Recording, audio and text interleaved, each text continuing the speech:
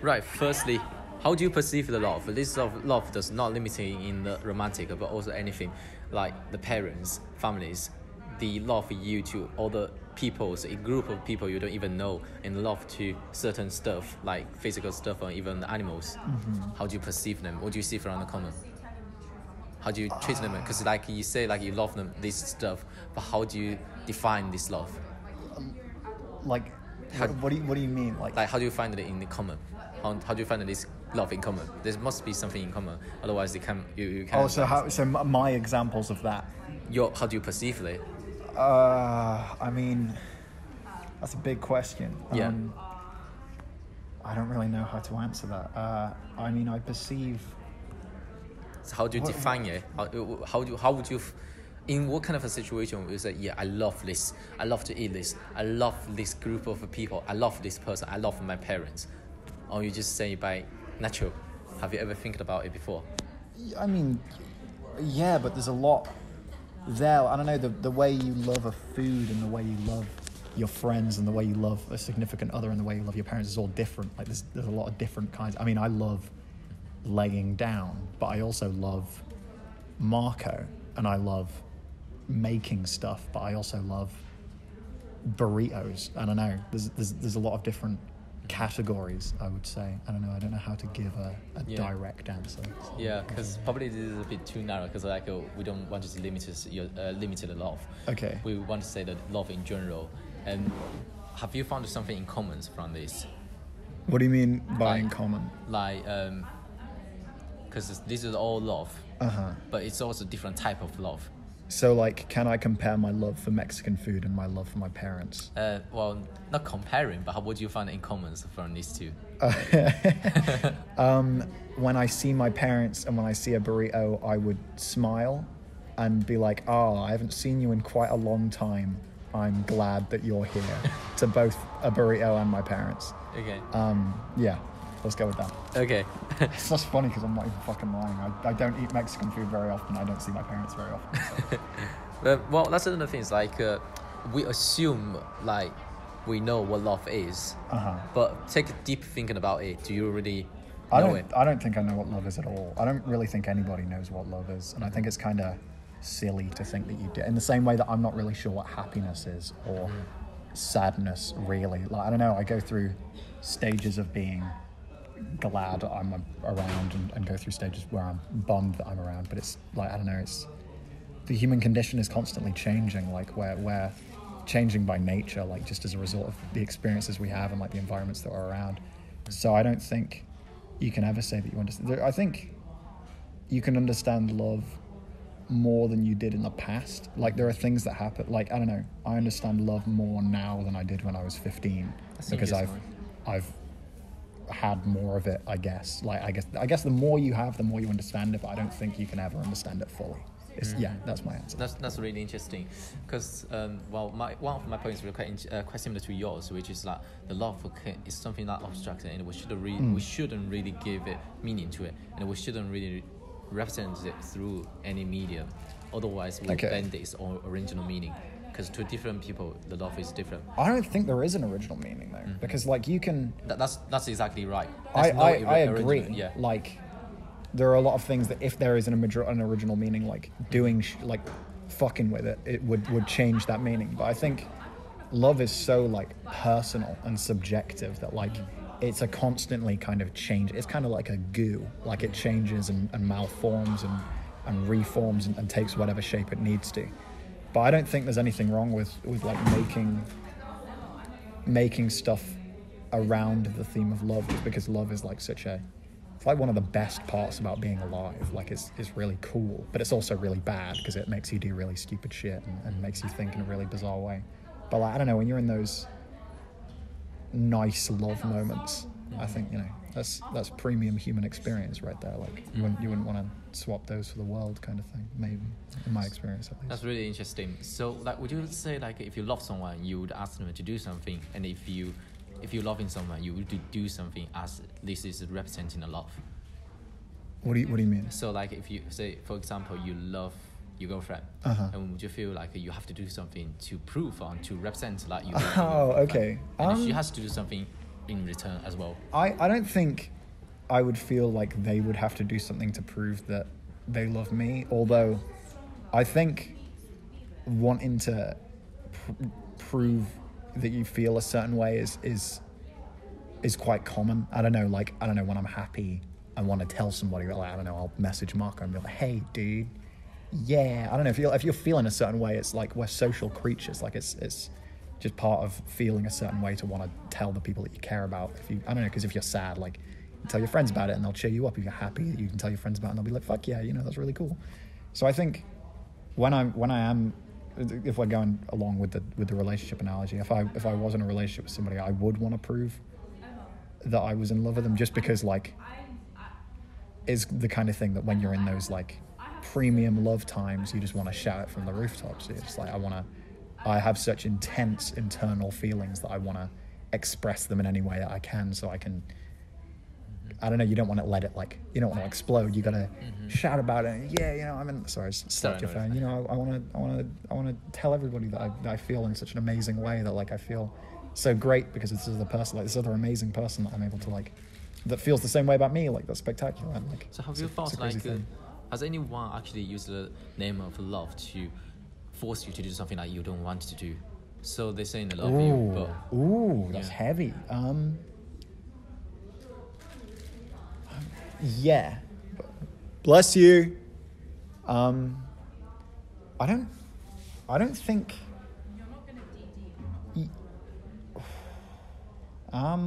Yes, but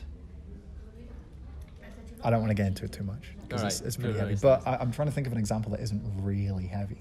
Yeah. Yeah, I don't know. Parents do that a lot, I think. Yeah, now that I think about it, like, parents are just like, I don't know, when you're a kid, they're like, if you loved me, you wouldn't fucking go to the park after 9 o'clock. I don't know, stuff like that. Like, when your parents really don't want you to do something, like, if you love me, like, you wouldn't do it. But maybe, I don't know, maybe I just have really bizarre parents. I'm not sure. So this kind of a standard of you love me, you should do something, and if you don't love me, you would do something else. Yeah. This is kind of a standard. Do you think this standard is kind of passing through our is affected by medias and stuff as well? Like, because you see from the Hollywood film, this kind of a film always saying, like, if you love someone, you should risk yourself to death. Yeah. Those kind of stuff. Yeah, for sure. I think it stems. Yes. Short answer, yes. But I think it stems from insecurity. From my experiences, because I've had times where, like, I remember I was in a relationship about 16 to 18 months ago, and, like, my significant, I don't really go out very. I'm not into clubs and stuff. But she would go out clubbing a lot, and I would be like, hey, like, don't like meet somebody better than me there, kind of thing. And I think that for me was definitely insecurity. Like, I was my girlfriend's going out, she's being social. I'm not a very social person, so I would feel insecure about that. And in the same way that I think if you are telling somebody, like, don't do this because you love me, that it does stem from insecurity. And I think that insecurity can be kind of grown by mass media, because you're seeing all these fucking, like, beautiful humans falling in love, like, oh, I'm gonna risk my life for you, like, I'll go to the ends of the earth to make sure you're safe. And then that gives people that impression of, oh, this is what love is, I should behave like this. But obviously they're not, I'm not an action dude, I'm not a fucking chiseled, like, George Clooney type. I'm just a fucking boy, in the same way that we're just people going about our lives. So I think that mass media and popular film and just popular media in general does influence people in a negative way, and, like, makes people much more insecure about themselves and need that validation, and needs the, if you love me, you wouldn't do this. Oh, I won't do it then. Oh, so clearly you love me. I've been validated through this experience. But also very unhealthy, I would say. I don't know, that saying the words, if you loved me, you wouldn't do this, then I don't think that's a very healthy relationship. In the same way that if you say something like that, maybe you're not a very mentally healthy person. Because I know that, like, although I didn't say the words, if you loved me, you wouldn't do this, I was like, don't do this, because of me being very insecure, which is, I've come to terms with that, but I don't feel like a lot of people do come to terms with that, but I could be wrong. But yeah, that's what I think. And you see, like what you said before, it's actually, well, question to answer before. Anyway, one more question. So have you ever think about, is it right for media them to present love, to represent love? Because you see like a lot of us things on there, and not even media. You see like the shape of love, the heart, right? This is all representing the love and telling people what love should be and what love is. Yeah. And do you think it is actually good to do this, or do you think it is actually pulling people away from the love? Because like they just taking the love directly, all the people's love directly, all the people's value of love directly into them, but they're not creating their own love, on their love, sense their own love. I think that's a good question, but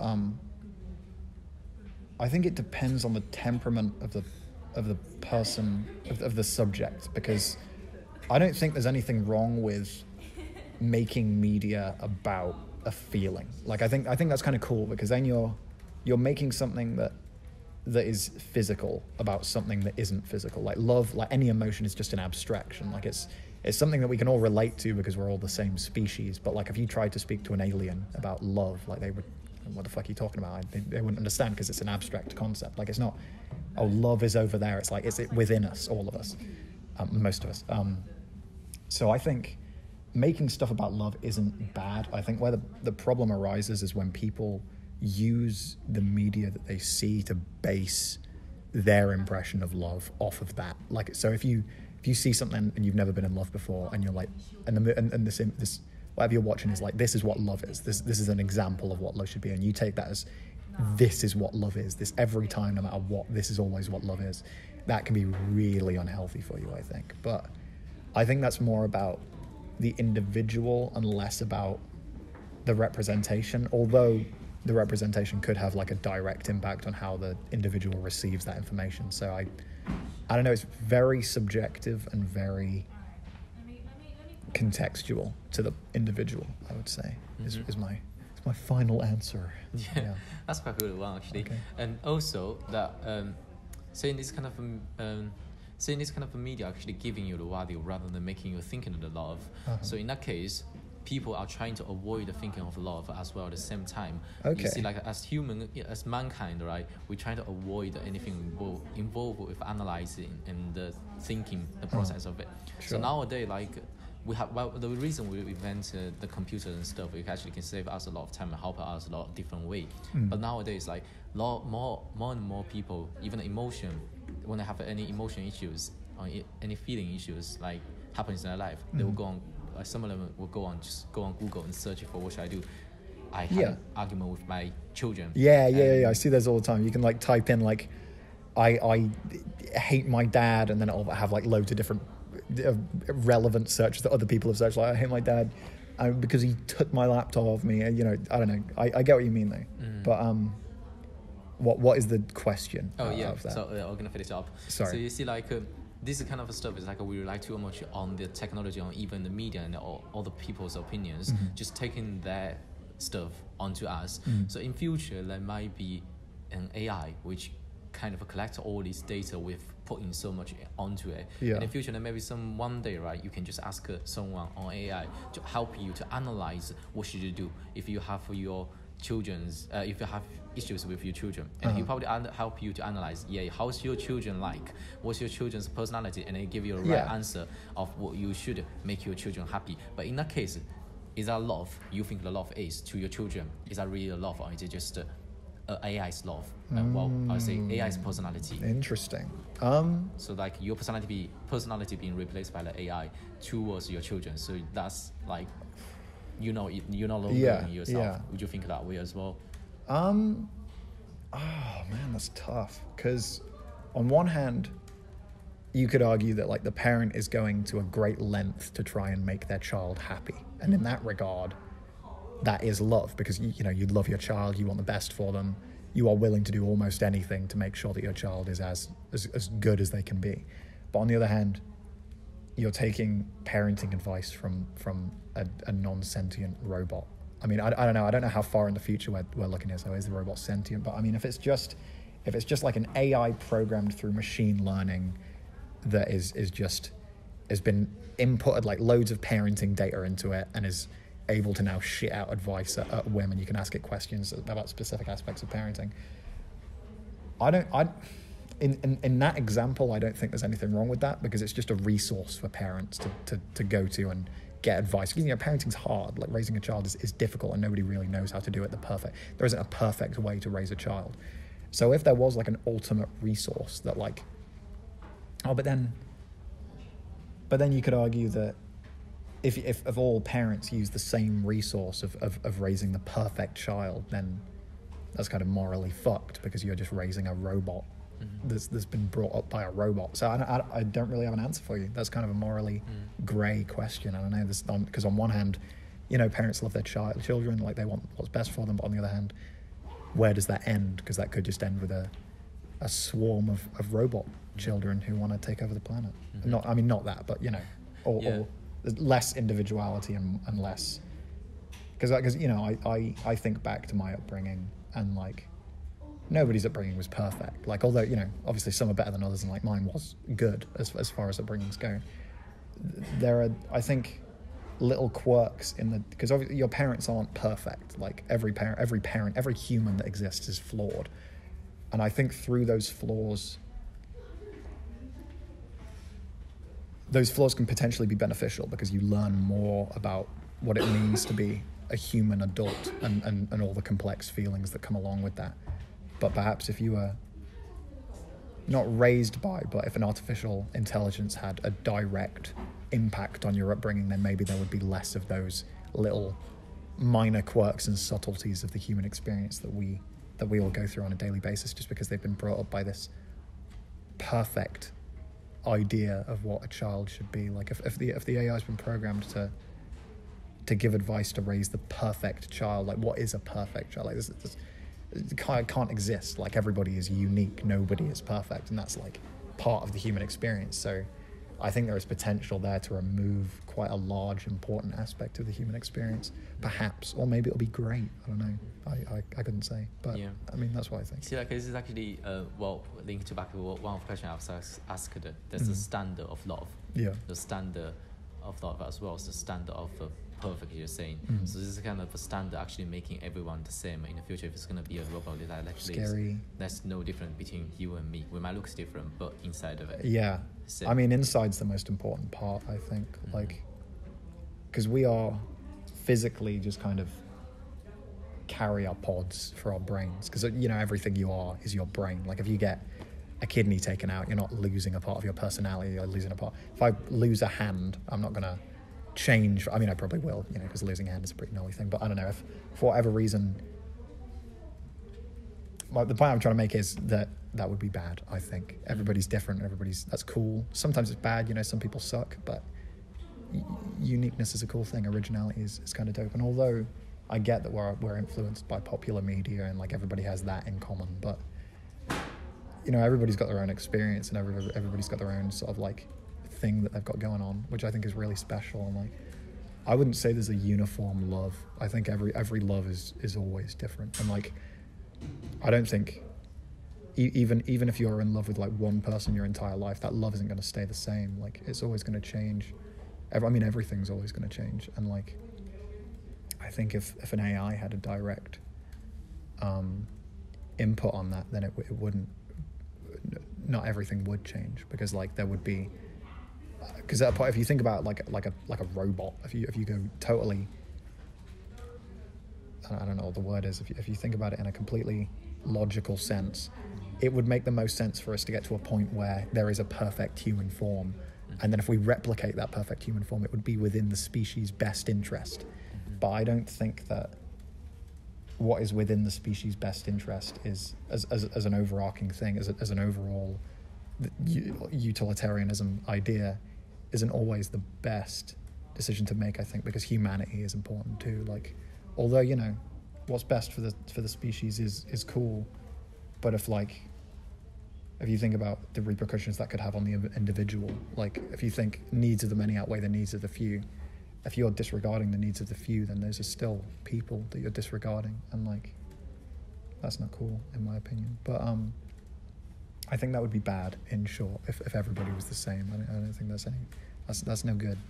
And maybe robots raising kids. No, I don't like that. But I think a robot giving some advice, maybe.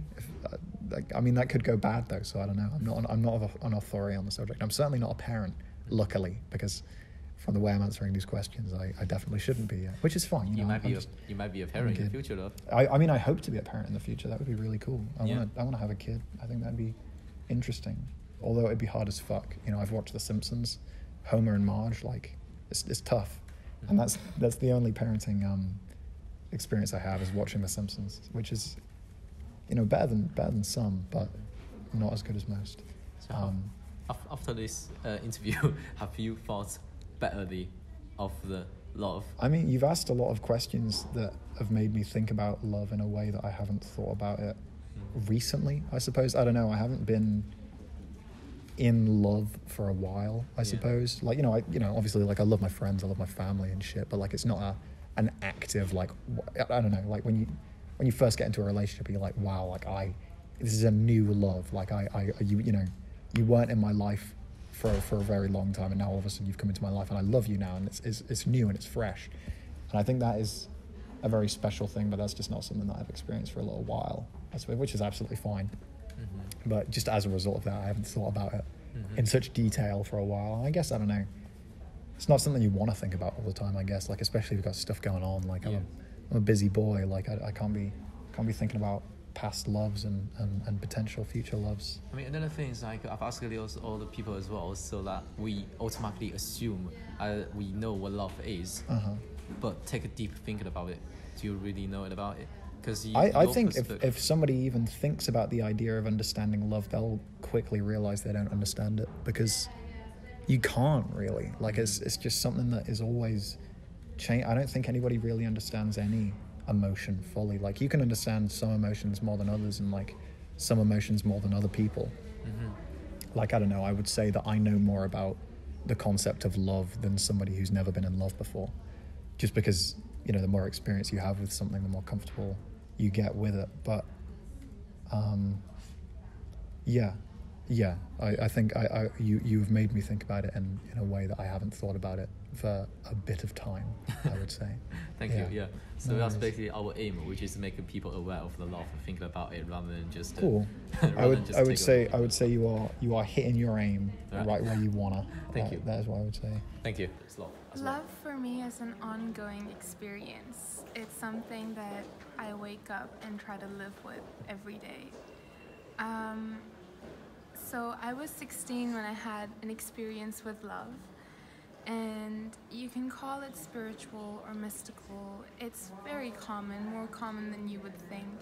Many people throughout millennia history, poets, mystics, scientists even, have had this experience. Someone called Alan Lightman, you may know him, he's an astrophysicist. I was listening to him just a few days ago, and he had something, a similar experience.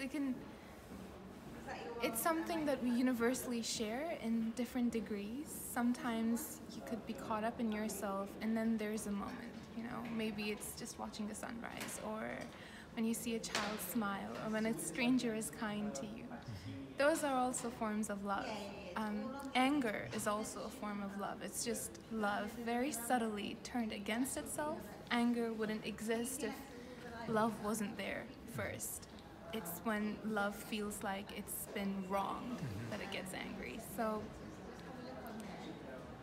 it has countless expressions.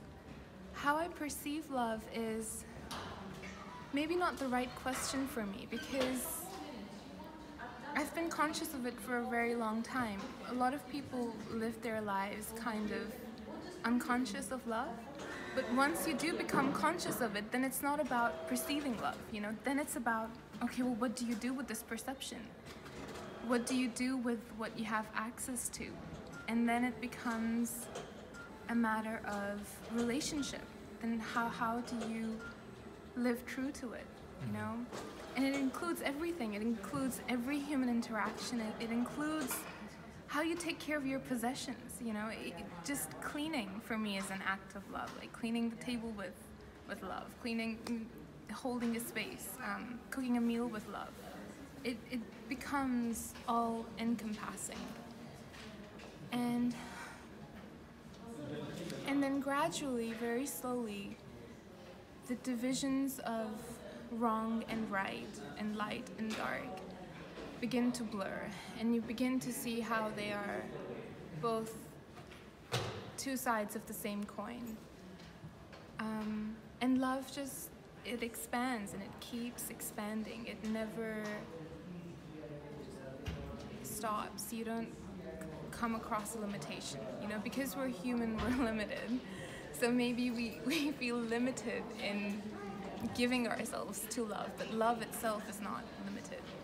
And you know, sometimes your heart's broken, but has it been broken or has it been opened? Who knows the difference, you know? Yeah, I think perceiving love is the first step. The second step is, well, now that you are aware of it, now that you have it, what are you giving back? Or, you know, what are you going to do? Are you going to let it in, or are you going to put up defenses? Right. Yeah. So that because what I found really interesting from you is like because what I've done this research. I say basically people saying that the love is not actually emotion and the feeling. It's something that drives your emotion and the feeling. That just basically like what you said before, the anger can exist with love. But what I feel like is right. So how do you feel like if you love someone, you have to do something, and if someone loves you, they have to do something to you as well? So if you love someone, you have to do something for them, Yeah. and then you should expect that they do something for you. Would you feel that Yeah, way? I think that love is, in terms of human relationships, especially, it's a journey. First, you fall in love, but very often when you first fall in love, actually you fall in love with the idea of them, what you believe them to be. You don't know the whole entirety of who they are. And you fall in love with the idea that, oh, they're going to give this to me, what I need. And because that need is so great, psychologically you fall in that trap. I've studied Jungian psychology. I don't know if you know Carl Jung, but he really is an authority on this. He kind of unfolds this understanding of how people fall in love and why, and what psychological forces are behind it. What is it called? Sorry to interrupt. Carl Jung. He kind of writes a lot about. How do you spell his name? C-A-R-L. Oh, come on, it's like J-U-N-G. C-A-R-L. Carl Jung. Okay, thank you. So He's yeah, go on, a continue. very big figure from the 20th century. He made a huge contribution to our Western civilization and our understanding of psychology. He was, you know, kind of one of the giants that you can compare with Freud, I guess. Anyway, so what you're saying about, you know, expecting to do something for the person that you love, or them giving you something, can in the beginning be tied with unmet needs. But really, ultimately, if you stick with it, if you stick with love and you work through these problems, you know, you feel like they're not meeting your needs, or maybe you're not meeting their needs, you're not good enough for them, or they're not good enough for you. But if you stick with the love, eventually you arrive at this point where you just love them for who they are, and you accept them for who they are. Accept them with their brokenness, with their wholeness. And you learn to do the same with yourself. You become compassionate, not just for the other, but for yourself. And then you say, okay, I'm not gonna try to define what love is, and I'm not gonna try to define what we're both gonna get out of this. I'm going to try and love simply what is, how you are, what we have, and see how it goes from there. You come to terms with reality instead of chasing a fantasy. So what do you think that love you is being described is actually is? Because this guy, well, is named Paul Derman, said basically if something abstract like love, well, love actually, what he said is if something abstract be interrupted with something that concrete example, yet at the very moment when we think at last like we understand its meaning, we are actually further from it, so we're actually getting away from it. So how would you like because from what you said, it's like it's something that is driven there, you know. But how would you describe it? Would you represent it as if it's something, or would you just leave it as this something Was like? this a poet who said this? It's not poet. It's actually a theorist. A theorist? Yeah, this what is kind of this. theorist? Well, it's the theorist basically. A theorist about of the, love? No, no, it's about the postmodernism and stuff. Postmodernism? Yeah. Okay, I think it's postmodernist postmodernism, theorist. yeah. Oh, that's interesting. From experience of reading abstract philosophical texts, we all know the relief one feels arguments is interrupted by what we call a concrete example. Yet at the very moment when we think at last that we understand, we are further from comprehension than ever. So that you see, like we've got this shape of love, and we all think we know what love is, but have you found that like a bit hard to actually describe it? Because at the moment, like we are trying to describe what love make us to do, and what love, the effect of love actually basically is, right? But have you actually looked into the love itself and really deeply think of what it is? Because I know it's Every really, day. yeah. Every day, I have no idea what I'm talking about. Love is completely bewildering. We try to put it in boxes, but if you start with the premise of knowing somewhere that love is infinite, and you know you're just this tiny little person, so of course you're never gonna get it. And there was this poet who once said, "There is nothing more subtle than love," and you explain everything by something that is subtler than itself. So for instance, if I were to say that, clouds look so soft, they're softer than cotton. So clouds are more subtle than cotton, right? But in order to make that comparison, I have to compare the cotton with something that's softer than itself. Does that make sense? But how can you compare love with anything? Because there's nothing more subtle than it. So it's impossible to describe love. But because it's a reality and you experience it, you simply describe what it is that you've experienced. You don't pretend to know you know the mystery. So this is shape of love. Do you think it would somehow actually like make people misunderstanding the love? Because like there's a shape on there, and sometimes people would automatically thinking this is the love, and this is the way, like automatically thinking that is a way to love. But like because like as well as the media is affected to love, so that's on the social medias and the films and TVs and even musics, telling people how to love. Everyone wants love. Absolutely everyone desires it, wants it, and we make stories about it, and we buy it and we sell it. We kind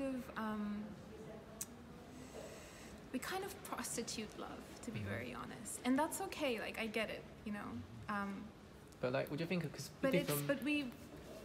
Sorry, no, go on. I was just saying, like, would you think, like, because different people have a different value to the love, they see the love from different, like, they treat the love differently, actually, and they see the love from differently as well. So for some people, maybe if you love me, you should treat me nicely, but for some other people, if you love me, you should, treat me badly to put me into a certain kind of surrounding, to make me to grow up, like the birds, I think it's called the eagle, right? They will throw their children away to make them fly. That's kind of love they have. But as a human, we're trying to treat our children goodly. So that this is two different forms of love. But in our society, it seems like we have to treat our children goodly. If you treat your children badly, it's not the way you treat. Do you think this is like something that the media affected to it? And like obviously like, do you think this is obviously like a blend of the meaning of actual love?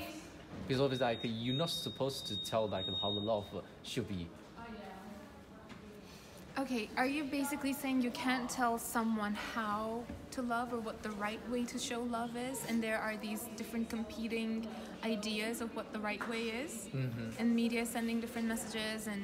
It's actually what I was basically trying to say. It's representing the love and it's actually bending people's value to the love. Would you think of it that way? Because like. This is something that's so abstract. You can only feel by yourself, and we can't even tell by our Yeah, Yeah. I think what you're trying to essentially say is that because love is something so intimate and personal, you cannot impose your understanding of it on someone else.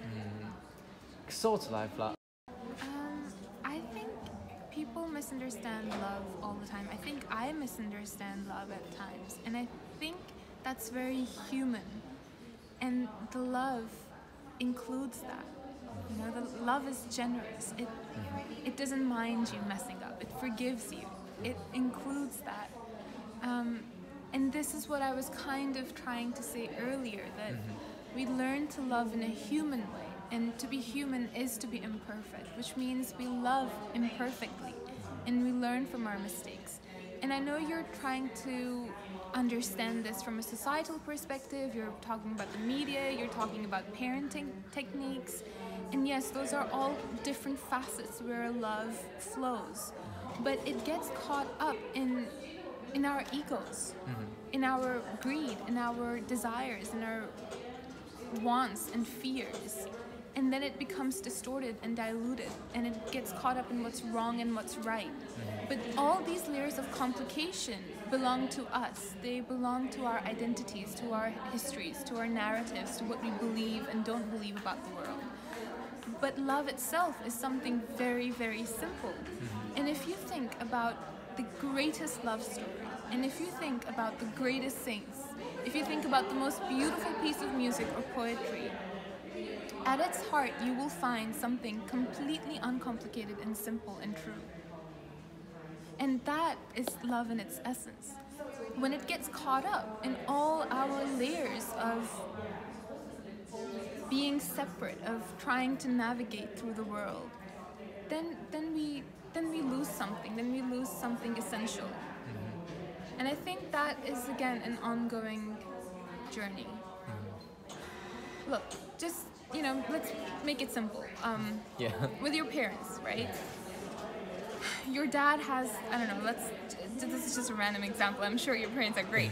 But okay, maybe my parents. It's alright, just use me. Just yeah. anyone's parents. Just, you know, maybe someone's father has these ridiculous beliefs. Maybe they're super strict, right? Maybe the mother is depressed. Maybe the father lost his career and now is doing something and has this, you know, complex of shame and you know, all these weird psychological things, and then they pass that baggage on to you. But maybe towards the end of the life, you're spending time with them, and suddenly you feel all these layers fall away, all that dross fall away, and you see a vulnerable human being who was just trying their best to defend themselves, to defend you, to provide you with what you needed. At the heart of it, there was love, and the intention of love was pure. But the reason why their actions maybe didn't reflect that was because of their limited understanding, because they are not perfect, because they don't have, you know, knowledge of everything, of right and wrong and how things ought to be. Does that make sense? Yeah, I totally get what you mean. I actually got one question for that as well. It's like pretty much what you said, which is, come on. Sorry for taking you such time. That's okay. So I've actually, so that the love can be actually affected by the different, when you are perceiving the love, it actually can be affected by different stuff. Such what I have listed out. The first thing is the DNA, so it's like animals, our natures. The second thing is the value, so where you grow up, the value parents giving you, and the value like capitalism, this kind of value gives to you, and also the society. This affect the where you where you're living at the moment, and the effect of the surrounding, like a university you're going to, and also the current event. For example, I'm talking to you as if. Just for example, if I'm your lover, I'm talking to you, that made you mad. This kind of stuff will all kind of affect to your judge, to the love, and it will the outcome of it. It can be various differently. It can be happy or it can be angry. So imagine, right? Imagine I'm from India, and I grew up in India, and I'm going to the University of in America. And I'm falling in love with a person who's believing Christian, but because my religion is different to hers, and our beliefs are also different. But initially, we all like the love, like you said, is all written inside our code. And this emotion, when I got an argument with this person, the emotional outcome will probably gonna be like angry. But if I come from the same background, the emotion will actually gonna be a same, quite similar. But how would you find out which element do you think affect the most? Is it your DNA? Is it your big background, or is it a surrounding place you living with? Because obviously where you are at the moment can also affect your judgment to the love as well. So if I made that clear. I think it's a matter of what you're attached to. So love is often confused with attachment and desire, and they are related, but they're not the same. Right. If you have an idealized image of the man or woman you want to fall in love with, then anyone you see in real life who comes close to that image, you will fall in love with them. Even if it's just a very superficial appearance and you don't actually know what that person really is, who they really are. Okay. So if you already have an idea that, you know, if I find someone who's Indian too, or has this religion and has this and this quality, then that would be great. Then when you see that image, because in your head you're actually already in love with that image, so when you see it matching with someone, you're gonna think you're in love, and that will happen. But you see, to me, when you talk about capitalism and the values of parents and cultural background, all of that is called conditioning. All of that is your worldview, your experience of, you know, how you think the world works and who you are. And those are the layers that I was talking about that love gets caught up in. I know different people think that the source of love is different. Some people say it comes from nurture, i.e. your upbringing. Some people say it's biological. It's in the oxytocin and serotonin of your brain. I think the source of love is the same as the source of life. I don't think it comes from society or from your DNA. I think it comes from where all life comes from. And it gets caught up in all those layers, but it's more essential than that. And when scientists say that, you know, the experience of love is created by oxytocin and serotonin in your brain, really that's just a theory. It's not hard fact. I think that oxytocin and serotonin are created by love, not the cause of love. Does that make sense? Yeah, definitely understand that. Yeah, because we can't totally figure a lot of it anyway. No, but I think when you're a modern young person in the 21st century, and we have all the problems that we have, personal, national, global, and you're talking about love, and you're trying to figure out all the experiences you've had in your life with your parents, with your friends, with the news on the television, and you're talking about love, and you're trying to figure love out from that perspective, it can be really strange. So I was just trying to find out if love can be affected by this element. As we're saying, if we're going to take out all these elements, take out all the backgrounds and layers, you said it before, the backgrounds, the society, the education you had, take out all this kind of stuff, but will you still fall in love with the one you are loving at the moment, or would you love someone else? Does that make sense? Yeah. Because yeah. As an animal, if they love some other animals, they probably just know that they love it. But as human, like you said, we have a conditioning on it. I think it comes down to love is. Love is something pure, and it's there, and it's always going to be there. It's about how you are, you know. Will you still be willing to love someone if all of that was taken away? That's the question. Can you let go of what you want and embrace what is? Is that possible, or is that too much to ask, you know? Well, are you asking me? It's a Sorry, I thought you were talking about your opinions it's about a rhetorical question. Yeah. Well, because I basically didn't think that far because I was basically asking people's opinion to extend my thoughts because I don't want my opinions to be two-sided. But Are for you me, a philosopher? no, I'm not. I was just doing this kind of stuff for my essay, basically. You're asking deep questions. You're trying to resolve your whole life in one interview. Because really, what I want to find out is if the love can be represented, or if it's being represented, will it affect all the people's opinions to love. So like what I said before, the backgrounds, the medias, the society, this kind of stuff, it all can be affected to your opinions to the love. But I just wanted to understand if love being presented in this way, is it still a love or is it something else? Yes, I think that it is a desire for love that is distorted because, you see, the thing is, everyone wants love, but not everyone is willing to be vulnerable enough to be able to give that love. Does that make sense? Just wanting love and doing anything to give love are two very different things. So you have a whole society wanting love, and they consume all this music, all this media, all these films, and all these, opinion-making content about love, but they are caught up in their egos. It's very difficult to really, truly love someone if you are so caught up in your own little self, if you're not willing to be vulnerable, to let go of whatever the love asks of you. So we have this imbalance. So it's like the shadow side of love. It's not quite love, but it's like its shadow. Does that make sense? Yeah, because one of my teachers also told me that love can actually be exchanged, so that when you are loving someone, it's not actually you are loving someone because you just love her. You actually expect something from her or from him. Unmet needs, exactly. So you are caught up in your own psychological state. You're seeing what you want, you're not seeing what's there in front of you. So it's quite hard to explain now, but like what you said, it actually extended my thoughts as well. Let me just ask one last question. Sorry, we're taking too much of your time. Would you agree that today's love is tomorrow's wound?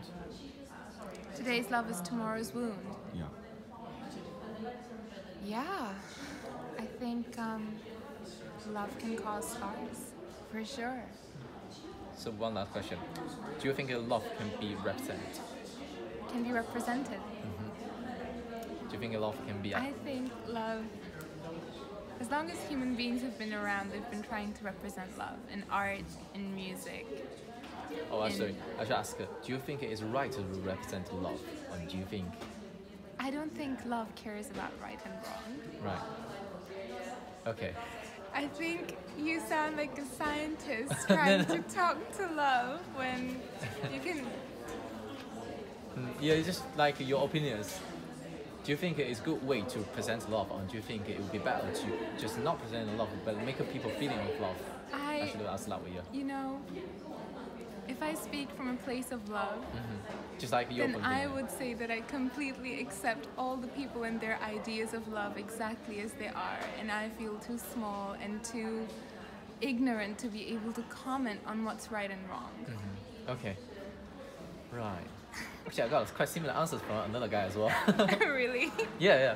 Because basically, I'm writing this essay is integral with our project as an experiment, basically. So we're doing this experiment with a folk screen projected to it. I was trying to, because love is something that you can feel it, but if you really, really love someone, will you judge them? Well, I won't judge them. No. Yeah. So how can I judge all these people that you're talking about? How can I? I don't know how to. No, I'm not trying to judge it. I know, but you're asking me about right and wrong. Yeah. And right and wrong, you can only determine if you have a judgment of it. You know? No, actually, I was trying to find out. It's love awareness we're doing it. We're not doing the love. You see, love look, awareness. if someone wanted to represent love, why would they want to do it other than the fact that they love love, right? Right? So how can it be right or wrong? If they experience love and they want to express it in whatever form, then then they're gonna go ahead and do it. How can we know if it's right or wrong? It depends on us, what we do with it. Yeah, exactly. Because one of the thoughts we're trying to present, I know probably sounded a bit aggressive, but one of the opinions we're trying to tell is I'm that... just teasing you, don't worry. Sorry. But one of the points we're trying to tell is that trying to make people think a lot rather than just taking the value from other people. Because at the moment I love that. That's a great idea, to encourage people to take ownership of love and not be dictated by others what it is, but to discover it for themselves. Yeah. That's great. Why I keep asking the media, because like obviously modern people giving have a lot of effect from the media, social media, and new films, and basically everything, the society, the background, your capitalism, and everything basically. But because of that, some people are trying to force themselves to do something that they don't want, and they're trying to force the people they love to do something they don't want. Yeah. And I think that you should really to take like we said, take a relationship on yourself, so that to feel yourself, to feel the love about yourself, rather than just taking other people's love and apply to you and other people around you, and saying that you must do this, otherwise you're not loving me. Yeah. That's wrong. No, I completely agree with you, and I think I finally actually also completely understand what you're saying. Yeah. Yes, you're right. All these stories of what love should be is just this fantasy removed from reality that doesn't include how things really are. It doesn't include the pain, doesn't include compromise, doesn't include sacrifice. It just includes some idealized set of desires that are all about serving me, but not actually about being there for the other person and letting them be there for you as you are. Yeah. You know, I completely agree with you. Yeah, thank you. That's why because I'm trying to engage from a different perspective. So maybe sometimes I ask a question a bit too aggressive, but I don't mean anything like badly. No, Sorry. you're not. You didn't say anything bad or aggressive. Don't worry. Because like. My sense of humor is just, okay. I was joking. It's alright. Because another thing is probably is because like my question is a bit too wide, so I'm trying to narrow it down a bit. Yeah. That's why. That's great. But yeah, that's pretty much everything we need to ask you. Thank maybe you. You're gonna write a book about it one day. I mean, you're young. If you keep thinking about this for the next 30 years, you're gonna be like the biggest authority on love on the planet, and then you can publish a whole library. Yeah. At the moment, I just want to finish my essay. Write a good essay. I just want to do that. Yeah. But thank you. Point is to her. Okay. So let me ask you. All right. Sorry about this. This is quite weird, but we always say that love is a feeling and emotion, but actually after did some research, love is neither emotion and feelings. So I've used like perceive to the love relationship to the love. So I want to ask you, how do you perceive the love? So this love does not limiting yourself to the romantic. It can be children to fathers, parents. It can be something you love as computer games, this kind of stuff. Anything love basically. It can even be the love you to the other people, or the group of people on the other side of the world. It can be just anything, but involved with love. I'll just go back to your first point. Okay. Which is, you said that love isn't necessarily an emotion and something else. What was the other thing? Feeling. It's not a feeling and or emotion. It's actually... Well, in a way, I think... well, I mean, the pedantic way to go about this is to say what love isn't. It's not a physical thing, but it can be expressed physically. I think you're right to say it's not necessarily just an emotional thing, because I think it could be psychological. Well, it is psychological.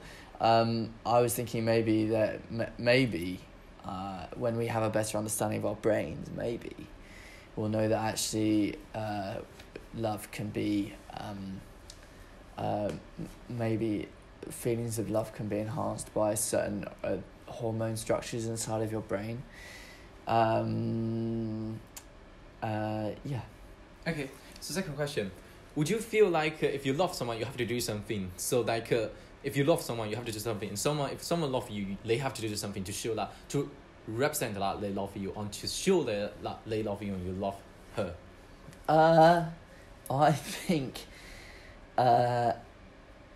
yeah, I don't think it should that should just be defined to love. I think compromise is a really important human facet, and I have learned a lot from compromise, from my own personal experiences of compromise. I think actually it's not a question of whether you do it for someone you love. It's morally, would you do it or not? That's normally what binds me to doing it. I question, what is this morally right to say no to someone if they're desperate for your help, and is it your job? Is it a friend? Is it right to give them a hard time, or are you just gonna leave it with them because they're having a hard time? So, I don't think you don't necessarily have to do things for somebody you love. The main thing is to care for them and think about what's best for them. It's conscientiousness, actually, for and not just for people you love, but for everyone. Okay, so would you think that the contemporary media media in general had affected to the value of love? So making a standard for people, like if they love something, they should do something or shouldn't do something. Sorry, say that again. So the contemporary media, the media in general, do you think they have affected to the people's value of love? So if they love something, they should do something, or they love someone, they should do this or shouldn't do that. So if so, what do you think that is? And how do you think it is affecting? What contemporary media is affecting love? Yes, not all contemporary media, but any media in general. Well, so like the films and Yeah. TVs, music. Yeah. I think love kind of remains the same. It won't change, because maybe the way it's manifested, the way it's manifested may change, but that's a cultural change. That's sociological, really, and we haven't been alive enough, or there probably hasn't been. Maybe there is research into this. It'd be quite interesting. I think love, it hasn't increased or decreased, and there's no way of analysing it because of contemporary media. Mm-hmm. But I also think that in contemporary you are able to express with greater freedom not just love but hatred. Mm-hmm. I think you'll find quite a few academic articles on how in social media because you're not actually saying it to the person's face, you can get away with saying things that you wouldn't normally say in person. I mean, the analogy to that would be to say, for somebody swearing at you, if you're standing in the middle of the road and a driver is honking his horn at you, he would swear at you as he drives past as well, just because you're never going to see he knows that you're never going to see his face again. And I think you can get away with that.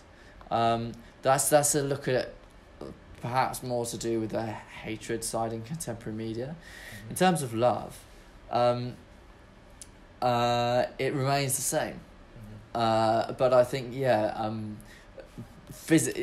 not necessarily physically manifested, but it gives the chance for people to connect.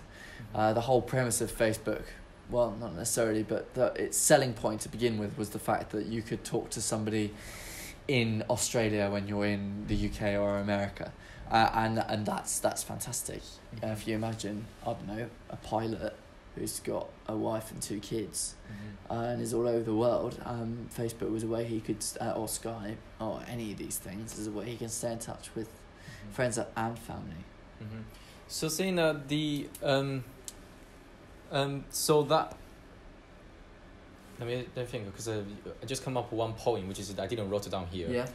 But I think this is a quite interesting point, which is, oh shit, what was it? Because you were talking about the effect on social media and stuff.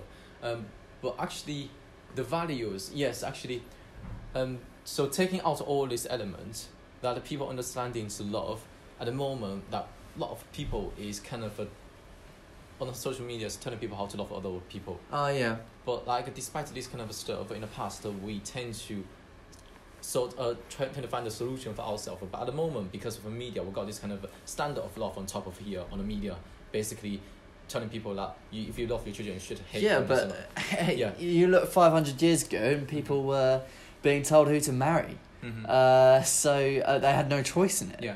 I mean, you still find that today, but Mhm. maybe isolated to fewer countries than you would find Mhm. 500 years ago. Mhm. In a way that there are two ways to answer that question for Mhm. me. That's the first way. The second way of saying that that's down to you and the individual about whether you're going to take people's advice. I think Mhm. the everything around you can be a really helpful inspiration for what you do, whether it's love or your work or whatever. You know, you may be watching a really greasy rom-com, but actually what it may have as the moral of the story or a particular interaction between a couple in a scene Mhm. may give you a different way of thinking about your own relationship and your own love life, Mhm. for instance, and that can be really helpful. Sure, but another thing is to come up with that is that a lot of people actually at the moment, because the research I did before, people are trying to avoid analyzing, not in general, like this is a kind of human nature. People are trying to avoid the analyzing and thinking the step of that. Now because of that, a lot of people just taking what's on the television, the value of that, other people's love it, and they're not thinking about it. Like we say, you would think the love from between different perspective, but more of the people are just taking the value of their love directly. Yeah, but what I think you're getting at is the reinstatement of the social system. That's a political way of answering your Okay. point, and that has been going on for centuries. Right. So I don't think that will change. Right. Because in last 50 years, actually, the mental health issues actually increased. This. But so is our understanding. Yeah, what do you mean by understanding? Do you mean understanding? Well, we of- didn't know what post-traumatic stress disorder was. Was it? I don't know when we first diagnosed it, but more than 50 years ago. No more than I think it's been around for the last 50 years, and maybe probably less. Right. But it obviously Mhm. it's been around a lot longer. Mhm. This is a perfect time to think about the First World War. It's the 8th of November. Mhm. Post-traumatic stress disorder was rife Mhm. in and amongst the troops of the First World War on both sides, probably. There are plenty of examples for that. I mean, you might find it. For instance, I think they've done studies over famous fighters in the First World War or famous people in combat before, and they've shown signs through their writing and their thinking of having PTSD. And the writer that comes to mind is Wilfred Owen, but I'm not sure he actually had it. But certainly his outlook on the world was awful because of the First World War. Mhm. So, yeah, we're not. Mental illness has arisen because not only because maybe because of the days we live in, but also Mhm. because our understanding of it has increased, Mhm. and perhaps it may be the approach of doctors too, Mhm. in diagnosing it. Mhm. Maybe they're more inclined to diagnose it to people. Right. They may follow certain protocol. I can't be certain of this. Mhm. The only thing I can think of is that there was a doctors' organisation, possibly a union, that criticised the way the doctor in Peppa the Pig, which is a children's TV programme, they were criticising the way that the doctor was portrayed as always willing to help and or was it always willing to help or grumpy or possibly in a way that they didn't want to be perceived, and that actually it may influence how children think of doctors in the future. That was their concern. Right. And that again is about reinstating the social system too. So, yeah. Okay. Right. I'll ask you the next question. Yeah. Sorry about this. No, it's fine. I'm gonna look up a plan for you. Okay. So, do you think the love can be permanent, or would you think it will be changing as the time changes? What I'm saying at this time, I don't mean individual person's love. I mean the love in general. So that in last century, the centuries, if you think the love can be permanent, do you think the love in that time can still be permanent in the next generation? So this love does not. Well, I don't think love has changed. Mm-hmm. I don't think love changes like that. I think just love is constant. Constant around people, and I think it comes and goes. Mm-hmm. I don't think there was more love in the 19th century than there was now. But I think. Do I think it? What was the original question? Sorry. Sorry. Yeah. So do you think this love will be changed as the time changes as well? So Well, yeah, I think the way it's manifested will change. Mm-hmm. The way people love, Mm-hmm. the cliches that people will say will change, and that's that. I'm don't have a problem with that. Mm-hmm. You didn't want, yeah. True love, what you'd hear in a rom-com Mm-hmm. is that true love never leaves, Mm-hmm. no matter how hard the times are, and I think that's probably true on an individual level, but like it is for family, Mm-hmm. but people maybe we're certainly in polarized times, and so it's quite easy for people to switch sides. Yeah. So saying that when you're saying the true love, it's like as people, as humankind, we automatically know what the love is. You can automatically think about the shape of love. You know, this is like but because love is something that's so abstract, would you think that? Because one of the people, this Paul Derman said that the something abstract when we But certainly you can. Well, you can't create its feeling, but it's a feeling. Mm-hmm. That's hard to describe. Mm-hmm. It is an abstract thing. Mm-hmm. So you don't think it's an abstract thing, right? I do think it's an abstract thing. You do think, right? Yeah, because you can't see it. Well, you can see it in people. You can feel it, but it's not an object, Mm-hmm. and it's not a commodity either, really, Mhm. actually. Yeah, that's true. And would you represent love as something? Because as you say, love is really abstract, and its meaning. Could is I changing. represent Yeah, could love? you? Do you think could you represent it? Because love's meaning is also changing as well. Love's value is also changing as well, and the two different people is also different as well. I think you can do that individually. Mm-hmm.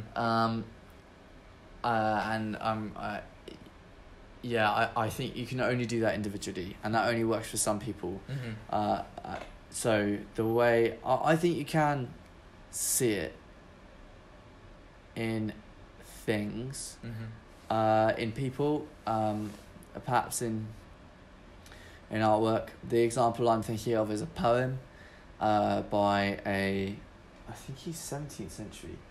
Mm-hmm. 17th century poet called George Herbert, Right. who's a metaphysical poet, and what he wrote about love is brilliant and makes me happy. Mm-hmm. But would you think because it gives a definition of love, which causes all the people think this is kind of a standoff and the change all the people's value of love? Because as we said before, that different people has a different value to the love as well. Do you think that giving this kind of a set of love, which changes the meaning of the love as well? Because as you see, like different people has a different meaning to the love, but because someone gave it's it. abstract and Yeah. it is undefinable. Mm-hmm. There is no way you can define it in a dictionary as a word, but you can't because everybody loves it in different ways and Mhm. it feels it in different ways. There is no way that you can get everybody to unite on it, Yeah. other than loving everybody else, and that's a religion. Mm-hmm. Or it's got an aspect. It's a spiritual notion. Mm-hmm. True. Last question. Okay, last one.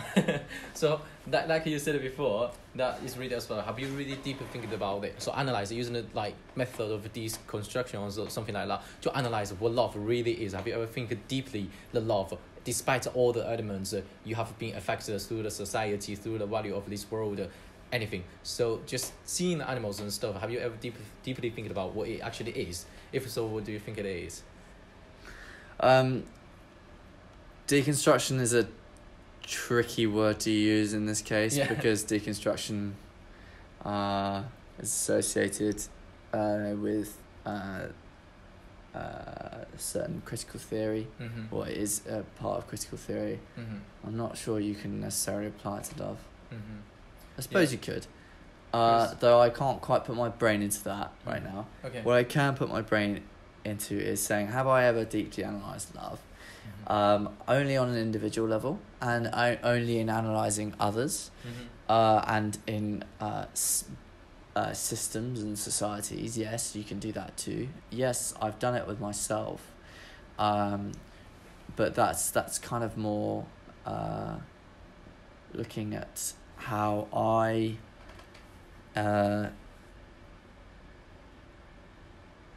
looking at me and my experiences, and looking at how I feel about things, and just analysing who I am and what makes me tick. Mm-hmm. I think everybody's capable of doing that, but Mhm. that's just me. Yeah, I've done it looking at other things, but that's just because I'm curious about how people think, Mm-hmm. and as a consequence I'm curious why I think certain ways, so that's why I do it. As you said, like And also I just kind of quite like preventing, kind of like learning from experience, really. So you're saying like when you're analyzing it and when you're learning from it, are you using like your own value from? Are you using your own value of love to analyze? Are you using the value from the society, from the films, even from the It media? can be not. It can't. My value of love is a mixture of my own personal interpretation of it, mixed into cultural influence from not just from the society that I surround myself in, the places that I've been to, the teachers that have taught me, my family. It's a sociological thing. So. Right. How would they affect it when you're analyzing the love? How would it affect it? How would what affect? This kind of society and the families and stuff affect it. I have to give you an hour's answer. So, it's just like I'm really wondering, like, because you're saying like when you analyze it, I was just wondering like, because you analyzing it, it will be actually interrupted with other people's value as well. So you will consider. Yeah, other absolutely. It people, will be similar to other people.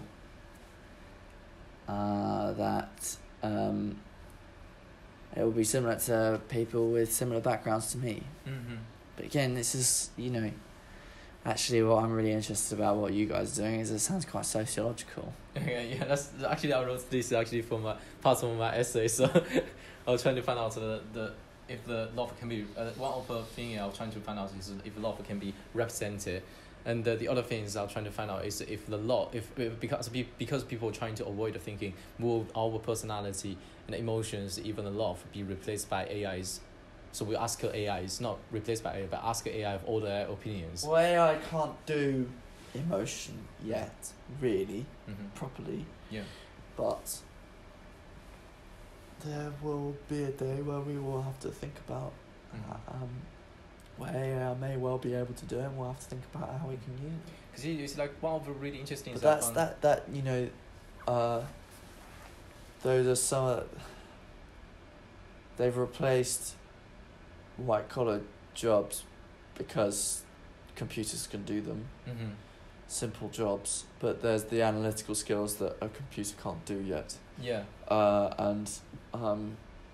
That's the thing, like, So emotions Mhm. would be part of that analytical skill. but to be fair, that now people. This is I do actually have to get on with some work. Okay. so, Yeah. Sorry. Um, Just like quickly saying like a web founder basically so hot here. Basically, So that I found out on the internet, you've got a lot actually got like this big data of all the people, how their opinions to love as well. So this data can be actually imported into AI's assistant database. So people can directly ask AI's this kind of sort of question, and AI will directly analyze it and then take one of the answer from these kind of question data. So in this kind of a case, AI can actually help us to analyze it. So one day maybe that's even our emotion can be replaced by AI because they have this much of data inside of them. Well, yeah, I mean, that's why Stephen Hawking saw AI as a huge threat. Mm-hmm.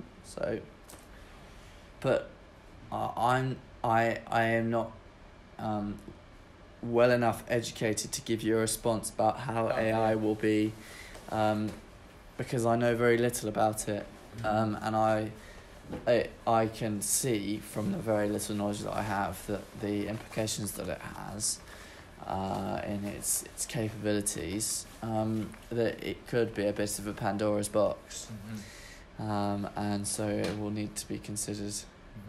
Greek. You see, Sorry. you can even ask a serious that what should I do if I'm arguing with my girlfriend, and they give me answer. Yeah, I know, but it's not telling you. It's not able to give you emotional advice like a human is. Yeah. If you came to me and said I'm having real troubles with my girlfriend or whoever, using a hell of a lot of our own data. Yeah. And I don't rate. They are tightening. Thank God they are tightening the data restrictions. Yeah. And so they will need serious data to do it. Sure. Yeah. Anyway, that's it. Yeah. Okay. How was that? 23 minutes. No, that's more than half an hour. Your alarm ring twice and then it stopped. Oh Yeah. no! Did it stop? Yeah, and then I had probably to press again the button three times. No. So how many recorded? No. Okay, so the first question is, how do you perceive the love? This love does not limit in romantic, but any love. Yeah. Like love to specific thing, love to eat something, love to parents, love to other people in this outside of the world. I don't think I understand what love is. I think feelings in general, they come and they go, and it's a constant ebb and flow of feelings that are fleeting and feelings that come to you. But love, I guess,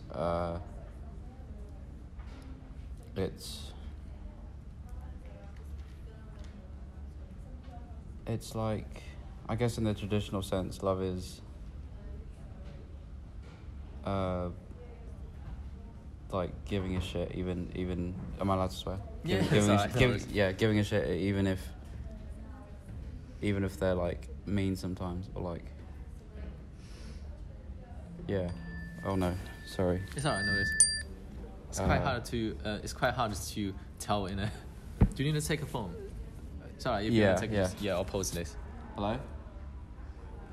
He's on his way. Oh, is he? You can have a chat. Just in time for his tutorial. Oh shit, dude.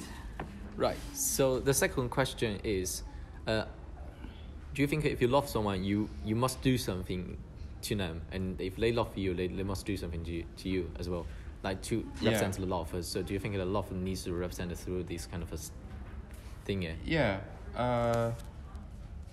To be shown that you are loved is important. I don't really know. Yeah, I guess, because you know your parents love you because they like put a roof over your head and like feed you and that, and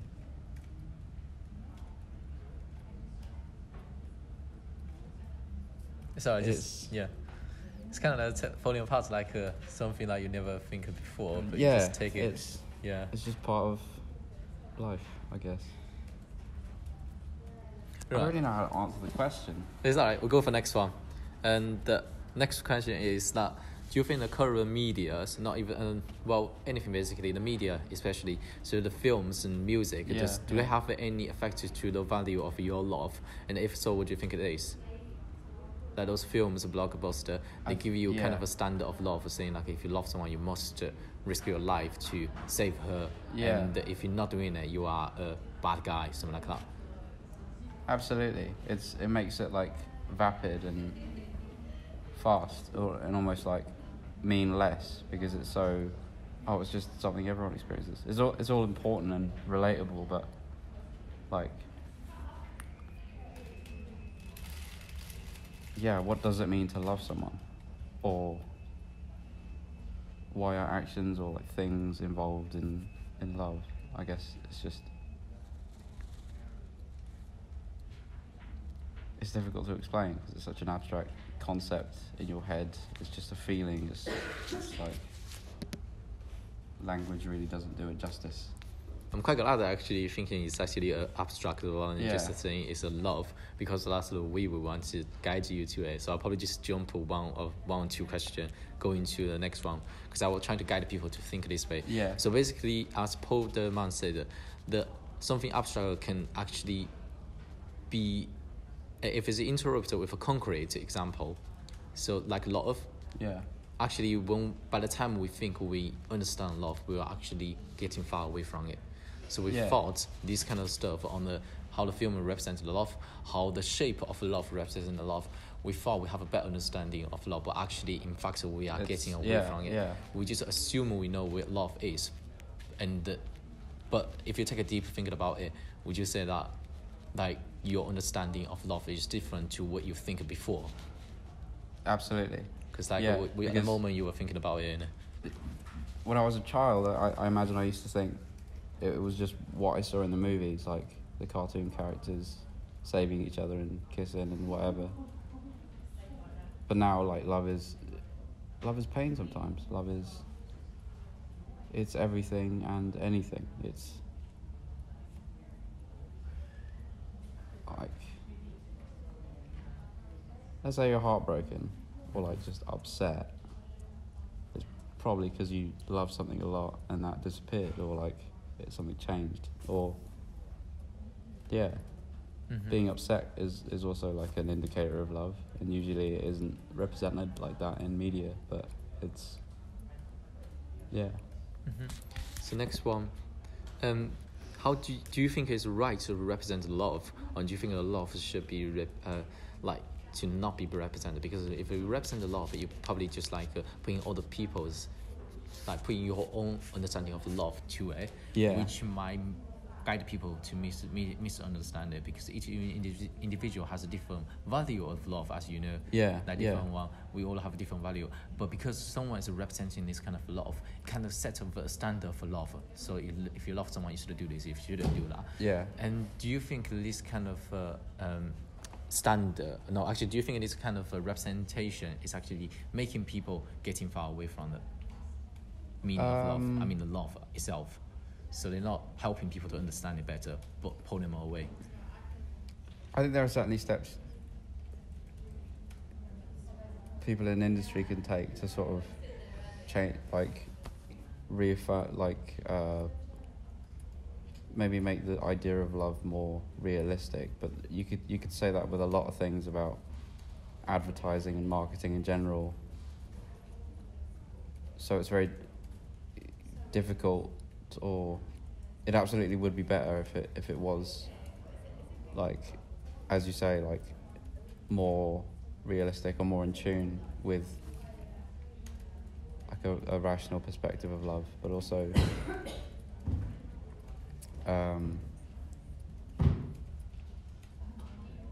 it's almost figuring it out, like figuring out that love isn't that is almost part of the process, or like part of life. Almost like growing up, especially like that moment when it changes and I'm like, oh, it's not that, it's so much wider and sort of loose and abstract. Then I think people need to find that. I don't know if that's the case for everyone, but certainly for me, like it's just something I think people need to figure out, and they'll feel better for it, but not necessarily something you can change from the ground, because it's so deeply embedded in how our culture functions in terms of media and Thank you. Yeah. Next one. So basically, like this standard is being quite well, and at the moment what we're facing is like we're just taking this value of love, so we're not thinking about it, we're taking it directly, we think this is what love should be. Yeah. And this love is not just a romantic love only. So I'll take an example of a parenting. So say for example, obviously like your parents love you, Yeah. and but nowadays in the past, right, they have no internet and stuff to help them to do this kind of research about how to parenting. Yeah. So they will spend more time with their parents. Well, sometimes, not all of them, but at least some of them will. But nowadays, more and more people go into internet to Yeah. search for what should I do if I have an argument with my child. Yeah. And this is kind of like what they tend to do is to just take the advice and apply to their children directly. Yeah. And this is like, imagine that when this is developed further in the future, where there's AI being created, there's all this data being input into this AI. Yeah. We will just directly ask the AI, what should I do? Like, I have Yeah. issues And with my it'll child. figure out the maths. Yeah. Yeah. And probably AI will ask you what your child's personality is. Like, is he happy? Well, is he naughty or something like that? Or the AI will just figure it out from the kid's Yeah. iPad or PlayStation or whatever, because they'll probably receive data from the kid. So in this That's- kind of a case, when the parents taking the advice, always like at the moment it's quite similar to it, to be honest. Like Yeah. just going to the internet search for what should I do, what should they do to parents. So they're just taking this advice. But in this kind of instance, do you think their love is still their love, or is it actually being replaced by someone else's love, even the AI's love? So their love is no more, that is not love anymore, but Yeah. being replaced by someone else. Would you think that way, or would you say? I don't think so, because they're sort of the parents are like, love them to the point of like, okay, I really want to do this right.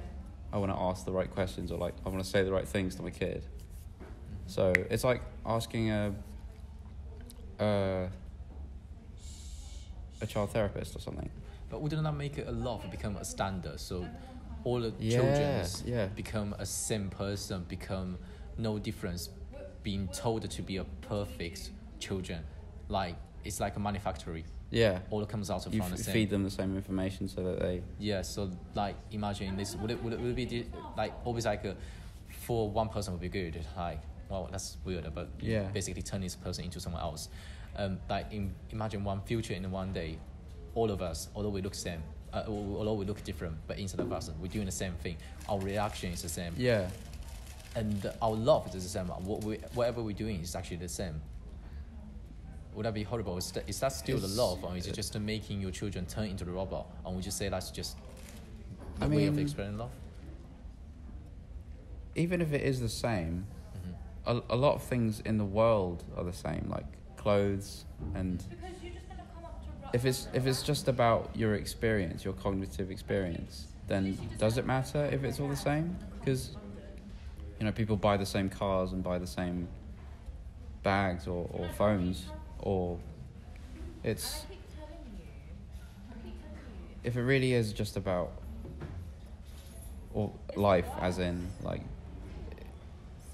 experiencing it, then it being the same shouldn't be a problem. I don't think, because it's not like they're having. If they're learning how to be good children, or like how to be dealt with, then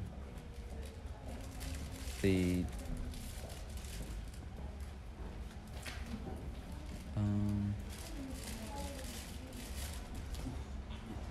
yeah, I don't know if it does matter, just because a lot of the things in this mass-produced world are the same anyway, and if it means that you have like a more functioning society with better relationships between parents and kids, then it works. I certainly don't have like a great relationship with my parents. Would So, it like- force you to do something that you don't like by the name of love? No, absolutely not. But like, we just don't communicate very much. And I know they love me, but we just don't say it to each other. So it's like, it's strange. Yeah, I totally understand that. yeah. Pretty much similar to me and my parents. I imagine it's the same with a lot of Asian parents, just because Yeah. it's a different culture in there. Yeah. Yeah. you made me sound like yeah, actually you sound like yeah, remind me a lot of things, to be honest. Like Yeah. basically there's a standard in our culture saying like if you are a good child you must and mustn't do something, Yeah. which sometimes they just force you to do it. But anyway, so next question. So so have you ever think deeply what love is? Like after today's conversation, have you? Because like you said that you like at the beginning you said that you don't really know what love is. Yeah. But have you? Because like you think you don't know what love is. That means you have the thought about what love is Yeah, before. I have, Which yeah. comes to conclusion you don't really know the love of it. So can you tell me like have you really touching it deeply, and how do you do it? How do you think about it? I put it in the same category as like what this existence is. Mhm. It's like, what does it mean to be a bag of meat looking out into the world? I don't know what's going on in my brain. I know there are like chemicals and pushing my senses but I don't actually understand any of it. I'm just like, this is just happening to me and I'm just sort of reacting to it, and I feel like I don't really have a choice as to what I'm doing. So like thinking about anything like that, as love is an abstract concept to me, and it's like, and I had to think about that because it's such a commercial product. Commercial. Yeah, love everywhere. It's just like Is that ground? bears and Yeah. cards and like just clothes and other garbage. It is sold as a product, but that's like a lie. The label isn't in what's inside. What you said is quite similar to what Graham said. That the love is actually part of it. Is exchange. So it's like a Yeah. money can be exchanged. But I've also asked one question to Graham. He doesn't actually know how to answer me because, well, I think he probably doesn't have time to answer, to be honest. But I'm gonna ask you the same thing. Yeah. So basically, I've seen the news that a parent actually is a father risked his life to save his children, and he died in the end. But he doesn't willing to get anything back in it. So in this kind of a case, the love he given to the children does not actually gain back anything. Yeah. So how do you see this now? Exactly, and you want to move to London. I mean, These people are not going to make you any better. it does. The kids will probably remember, and if all you are is what people think of you, because that's all life is. Like, it's not really to make you feel better. It's to make other people see you and say, okay, you're okay. Someone says we're trying to Like help you. the kids will keep the memory of him, and because he doesn't feel he's dead. Like what? I don't really know how to answer that question. I don't know if that was an answer in itself, just because. Because it sounds like, and that's another way of saying it, so to be honest, like, yeah, like he's using the exchange love to make his children getting back the memory on that part. Not Yeah. even memory, that we were saying that, I don't know how to say this in English. Right, 名誉, I think you know about it. Me and you. So how other people see him. Yeah. You could have said that, yeah, obviously you could have said that. But, yeah, we should have leave this question because it's like this is really to do something for some like psychologists, Yeah. students who discover, not us. Absolutely. Yeah. But Art is a yeah. way of doing that though, or like asking the question, or like making the audience member ask themselves the question, Mm-hmm. Yeah. which yeah. One more last question. Sure. So that because I've done a lot of research on how the love is. So basically, one of the thing which kind of what I'm taking is that love is actually the driver for your emotion, and this driver can be affected by the DNA. So like an animal trying to protect their children by Yeah. nature. Second, by the value you have, the capitalism, the value your parents told me. third is the what is it called, the society you are living at the moment. So the society, the university you're going to, where do you live at the moment, and the finally is current event which is happening at the moment. So your love will go through the path like this. Yeah. And so basically my question is that do you think that which of these is actually affect you the most? Is it affected your love the most, which in the outcome from in this kind of particular event will obviously turn into the certain emotion. It can be happy, angry, and different stuff. And in this kind of element, which one do you think is most important? Which affect most of your love? Affect your love in the most way. I should phrase it like that, yeah. So that's DNA's society. Well, first is the DNA. Second is the value you have. And then the society. And then the event you are facing at the moment.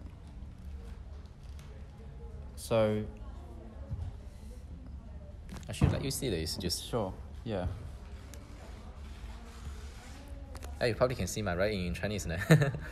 There you Cool. go. That one. DNA, like animals, value.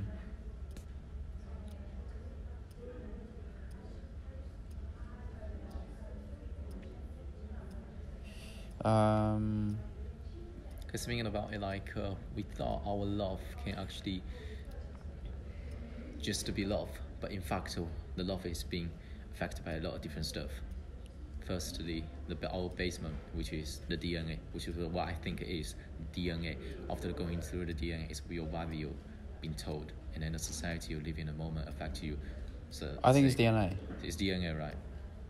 It has to be ingrained in us to survive, to love each other, just because I imagine in like the medieval times, or like when we were apes, how are you going to survive if you don't stick together? And that's a good thing to put in there. Like, you should stick around these people because you care about them, and if you care about them, then you protect each other. So like, there's a bear there. I don't love you. You're just going to get eaten. So, but if I do, then like we'll fight the bear together and we'll win. So yeah, it's just instinct, I guess. But like in that time, would that be also be a society issues? Because obviously, like in that society, they need to live. Yeah. They live to be survived, so they will risk. They will do all sorts of things for survival. People, to survive, to the law for survive. I think all of it's an extension of DNA, because as organisms, we're like, our species of humans are like 1 in 9.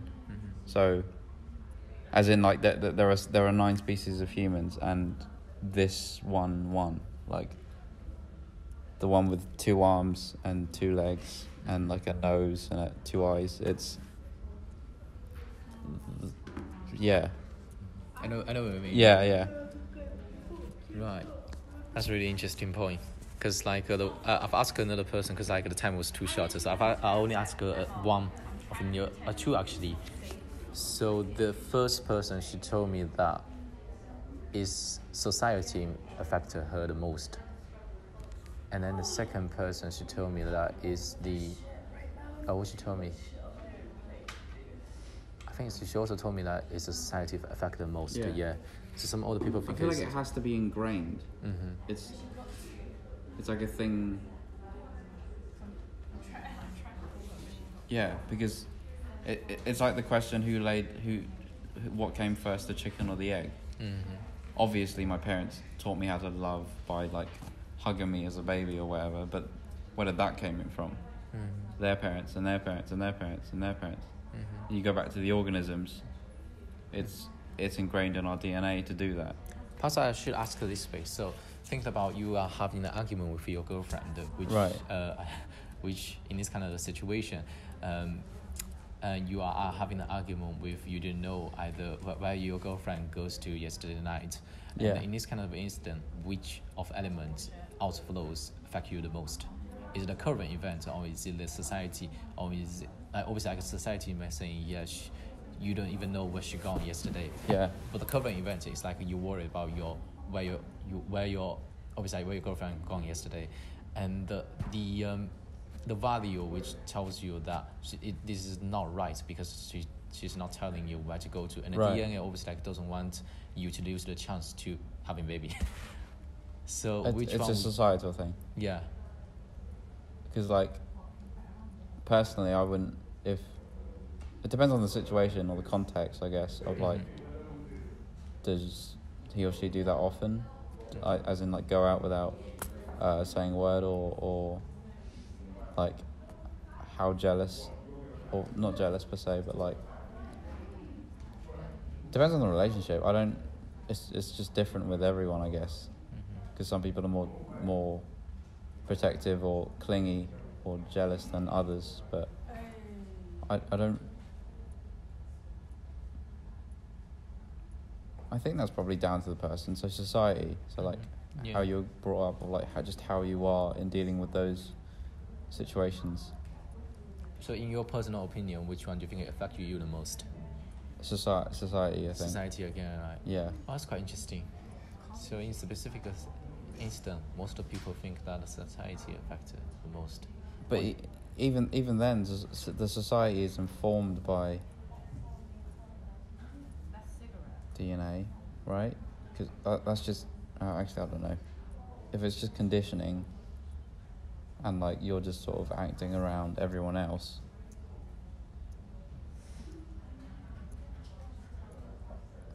This is like, whenever I think about this sort of stuff, I just fall into a loop, just because it's such a whole existence, or like civilization in general. Like, Okay. what does it all mean? Yeah.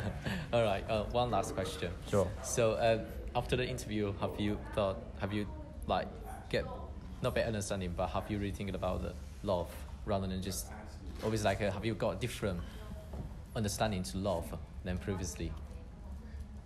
Like have you thinking it differently actually?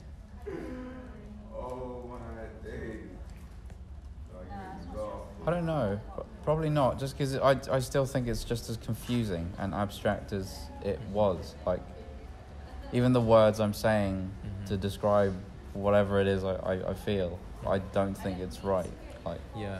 it's still incorrect. I can never do it justice. Too. Yeah. Because one of my question is that if the love can be represented, which I feel like no. No, absolutely Yeah. not. Yeah, it's just a feeling you get. Anyway, one of our topic, our main aim is not to make people think about love, not just taking it. Yeah, So not just taking whatever media says this is the standard of love. That we should really think about it, approaching it. yeah, Because like almost everyone knows about half the concept of love, yeah, but they never get in deeper with it. They're just taking what all the people say the love is. yeah. That's a shame of it. Probably one day we got a robot and they're just asking them anything. Yeah. And our personality will be replaced by a robot. It's be horrible, isn't it? So without robot, you can't do anything. Would it be horrible? Yeah. Well, obviously, like, it will help us a lot. Yeah, But imagine that if robot disappear, I mean, this AI disappeared, yeah. what would you do? I 'Cause mean, like, it can- I'm of the opinion that existence is suffering. Even if you're like well off and you have money or whatever it is that's in the chain of hierarchy in your civilization or society, you still have problems, and it's like problems you have to deal with, overcome. That's the point. That's not the point. There is no point. You make your own point, but if you're a robot, then does that? But wouldn't you lose your personality in that time? Because like obviously everything will be like you taking advice from the robots. Yeah. So in that time you can even customize your personality through your robot. You just ask them to react the way it should be, and you don't have to think about it. Always like this is like our human nature is not to think about it. We're trying to avoid the thing, Yeah. thinking and analyzing. It would be really good things for people in that stage, but on the other hand, although it gives us a lot of although it helps us a lot, but we are losing the ability to thinking, and we are losing the ability to. well, basically, as human, as your personality, Yeah. your personality will be disappeared as well. So we lose. I don't know what my personality is. I don't know. I think that's just as abstract as love. Yeah. If It it's is just really how I abstract, interact with people, then But I don't know if I give a damn about if a robot was in me or like just a robot was a part of me, because we don't understand the brain enough, I guess, to sort of make assumptions about how it would make us feel, or maybe it would just, that would be the prime existence, like never feeling like just gross. But again, does that mean that you feel good all the time? And if you feel good all the time, does that, How much did you see? what's the point of feeling good if it's all the time? Because then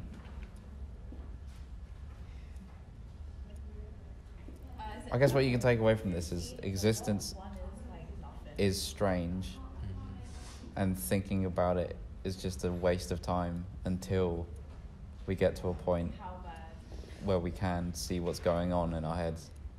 Because like even the cutting edge of science, you can't really make heads or tails of what's in your head, or like, yeah.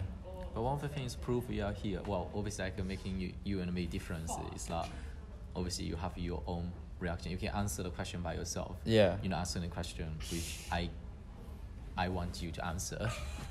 You're not thinking the same way as I think. Yeah. That's make us all each individual differently. Obviously you got the things you like it, and I got the things I don't like it. Yeah. This is all individual. And Yeah. imagine if one day you become the same as if it's me. So us two will be the same person. Yeah. And you don't have to think about it. I will think anything for you. Well, probably we just don't have to think about anything. Yeah. Just have a computer help us to think anything, everything. That in itself, though, what's negative about that? Well, firstly, you can't prove you are, well, not proving, but you are no longer in yourself. I don't know if I'm myself now. Mhm. I don't know if this is all a fabrication. I don't know if I'm asleep. Yeah. I don't know if I'm like completely high out of my mind in a drug den. Like I'm just imagining all of this. I've actually think about that before. Yeah. It's the theory of a mirror, which that's quite similar to it. So basically, like whatever you see on this world is not. It's just a How representation. can I not know? Yeah, because Yeah. it's just literally like The what vision. is Yeah. any of it. Exactly. Yeah. Yeah. So outside world is just representing into your. It's everything just represented. Yeah.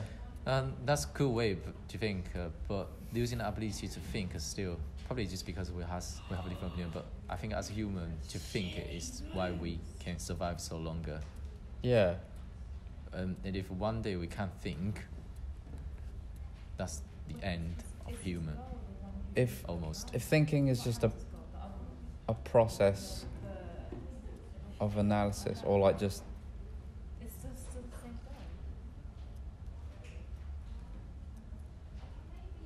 I don't know. This is just See if like obviously like, it would be good to have someone to think to help us think, but if we rely too much on it, it will eventually destroy us in one day. I think. Or it already just- does that in a way with our phones and like Oh, yeah, the true, way exactly. we search for information and Mm. we don't Like- talk about. Yeah, you probably heard about this. It's called the Google effect, which Yeah. for something you can reach easily, you tend to forget it. Yeah, So, yeah. This is the thing, yeah. So if you rely it too much, one day you probably in your brain is empty because you don't have to worry about anything. Yeah. And you probably not even remember your birthday, your birth, your name, and even your 'Cause parents. your phone can do it. Yeah. Yeah, because there's It's like phone numbers. yeah, And people used to have to remember phone numbers, and now we just have contacts. true. So in that kind of extreme future, there might be one day that robot take over everything we do, and we are just I don't know, like a skin for robot, for AI. I mean. Yeah. But it's not necessarily limited to AI. It's actually what I was saying is that basically we shouldn't rely too much on anything. Other people's opinions, media's, AI, we shouldn't rely too much on them because otherwise we will get destroyed one day. Yeah. This is how like the ability to think which bring us to here so far. That's what I think. Because otherwise, like we said, in the past time, we've probably just been killed by all the species. Well, that's just my personal opinions. But yeah, but what you said is also quite interesting to me because I was going to explore the mirror theory, so that everything actually, how do we prove it's reality? Yeah. Like Matrix, isn't it? But like everything here is actually just a representing. It's quite interesting as well. Strange. Super strange. But anyway, thank you for your No worries. for your answer. That's a really good one. Oh, how do you perceive the love? I think it's just like that you would die for them, or you do anything you can to protect someone if you loved them. Right. Yeah, like it's unconditional. It's unconditional, right? Yeah. And would you think like if you love someone, you would have to do something, and someone else, if you love someone, do you think you have to do something for them? And if someone loves you, do you think they have to do something to you? I don't think they have to, but I think you need to, you know that you would, and you know that they would. They don't necessarily have to do it all the time, but it's the mentality that you would do anything for them. Right. And do you think that the modern value, including the media, does it have any effect to your value of love? If so, what is it? Yeah, I definitely do. I think a lot of people are confused between love and lust because of social media.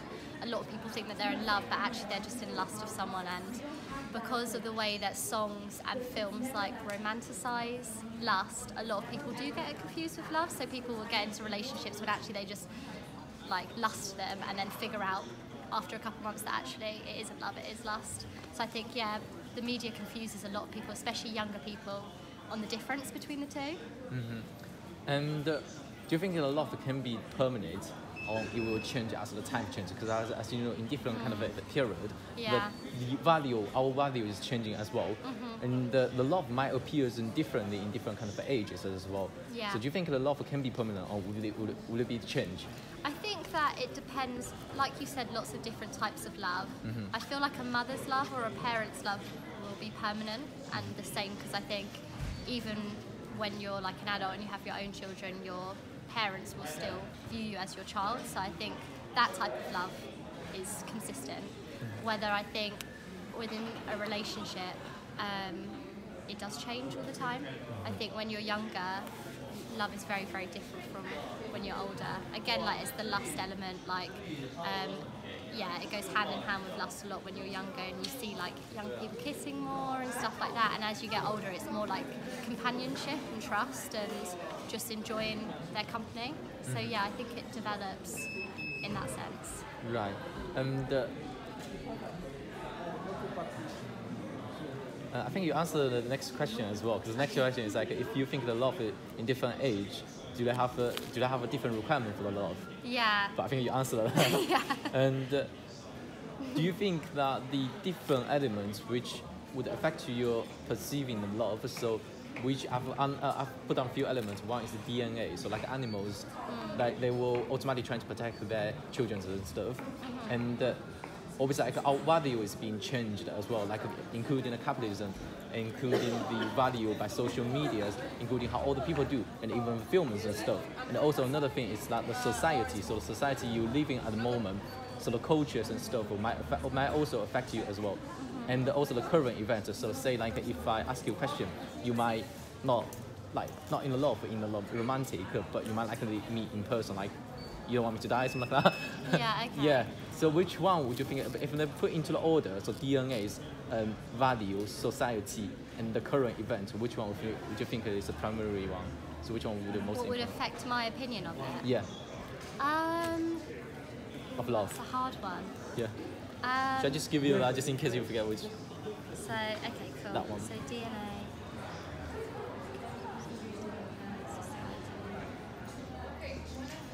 I think society is probably a big one, because I think if you look at relationships, for example, or even like family relationships in different like cultures, religions and countries, there's a difference in like, so for example, if you're a strong Christian, you wouldn't have sex before marriage, and that comes into the aspect of love because in their mind that's like a sense of respect, saving yourself.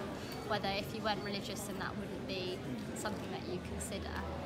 So I think, yeah, your surroundings is definitely probably the top one. Yeah, my parents are still together, which I think is probably a big thing as well. You might have a different opinion on love if your parents were divorced and badly divorced as well. You might not believe in it as much. So yeah, definitely your surroundings are the top one. And then, sorry. So thinking of love as if it's thinking of love is actually a driver for your emotion. So if you love someone, if they're doing something, you will actually affect it, but because of love, it might change your opinions of it. Yeah. So how do you link this like to the society you said before? Yeah. So like saying like in this kind of society, would you be mad for someone if the society not allow you to not in offended to any society, but basically if you're in one of the society, this society doesn't really much care about the woman's opinions, and you should never doubt of your husband's. So if you in that case, the love values obviously like you love this man, but he's cheating on you. Would you still come out a different emotion with like rather than angry? Because I think because I've like grown up in England and without a religion, as a woman, there's been no pressure on me to think that I'm like the weaker sex or anything. So that definitely wouldn't appeal to me. Yeah, I see myself as an equal to my husband or boyfriend or whatever. Also as well, I think some countries you're not allowed to be like homosexual either. So that would definitely, if you're a guy that was in love with another guy and you're in a religion or a country where that was forbidden, I feel like you wouldn't much believe in love anymore. It would be something that actually made you like resent yourself if it was an opinion that you brought, that was pushed onto you, that it's wrong sort of thing. I think you just, you wouldn't recognise what love was anymore because it would be replaced with like guilt maybe. Okay, so last question. Sorry for this. Yeah, so we've talked a lot so far. What do you think love is? Because it is something that it's actually not the emotion and the feeling either. So I did some research on that. So it's not emotion and it's not feeling. It's something that really abstract and that cannot be represented. It's something that you can't even. It's really hard to explain because it's abstract. But for you, because I mean, for us actually, we have this shape of love. So we know that love is. We think we know love. What is love? But have you ever think about the deep inside what is actually love is? So that despite all the elements. Yeah, I think you. It's in our DNA. Yeah. Because if even going like you said about talking to about animals, if your parents didn't love you as a child and they left you as a baby, you die straight away. So the human race wouldn't exist without love in that sense. And I think if you didn't love or lust someone, then you wouldn't want to have children with them. So no one would create children either. So I think it's like literally built into our DNA. I don't think a single person is capable of not loving anyone or anything. Because that's quite an interesting point. Because I've did some research on like some people. I think it's not. I can't remember his name. But he basically his value is to love is kind of different to the paratu in a ancient Greek. Yeah. So his opinion to the love is actually just because we as human needed to have children. That's why we need to have the love. Yeah. So the love is actually the tool to to push us to get married, to get children and stuff. Yeah. But would you consider that the love? What I was gonna say? Can you open it up? What's the password? 1805. Pardon? 1805. 1805. Sorry about this. It's fine. 1805. All right, thank you. Where is it? Sorry about that. That's okay. So that do you think that when you think that love is something, would you think that you are actually far away from the love somehow? What, as in like we can't control it? No, it's actually So the Pullman Demand said, from experience of reading the abstract philosophy text, we will know that the relief of one feels arguments. Well, you can actually read it better than me, actually. It's interrupted by what we call.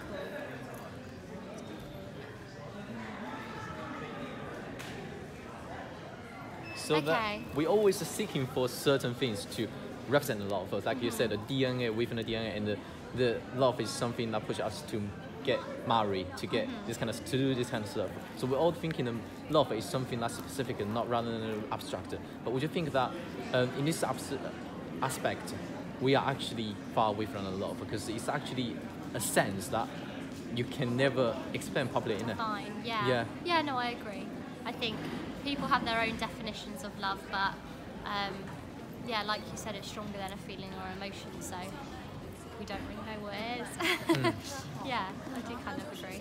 So would you represent love as a something, or would you just live as a sense of something? Yeah, I think I wouldn't dive too deep. I could explain what it means to me, but that isn't what it will mean to someone else. So, yeah, I wouldn't, I don't know how to explain it, lose sleep maybe over trying to define it or not. I'm happy to say that it means one thing to me and one thing to another person, and you'd have to get every single person's answer to be able to like fully define what love is to everyone, which is obviously impossible. Yeah, that's like how Hollywood at the moment standardize, the media at the moment standardize the love. So if you love something, you should do something, you treat them nicely. If you love your children, you should treat them nicely as well. But sometimes probably treating them badly can cause them to live better somehow. Yeah, Yeah, that's quite an interesting point as well, yeah. Thank you. that's all right, no That's all. worries.